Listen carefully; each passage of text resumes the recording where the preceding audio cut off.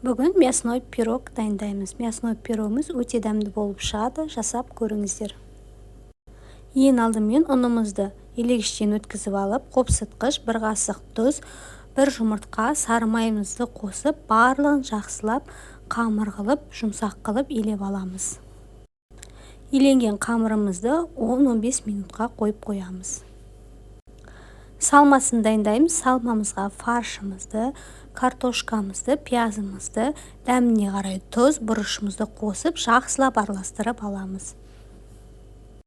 15 минут тұрған қамырымызды екіге бөліп, жайып алып, формамызға орналастырамыз.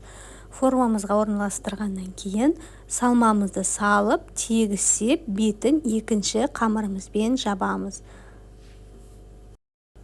Қамырымызбен жауып, жан-жақтарын бекітіп шығамыз.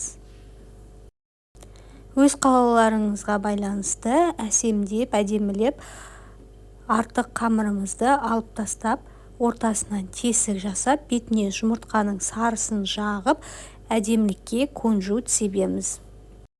180 градуста қызып тұрған пешке салып, 40-45 минуттай пісіріп аламыз. Толық құрамын видеоның астында жазып қалдырамын. Пирог жасап көріңіздер, өте жұмсақ және дәмді болып шығады. Видеоның соңына дейін көргендеріңізге рахмет. Менің каналыма тіркелуді ұмытпаңыздар. Ас болсын.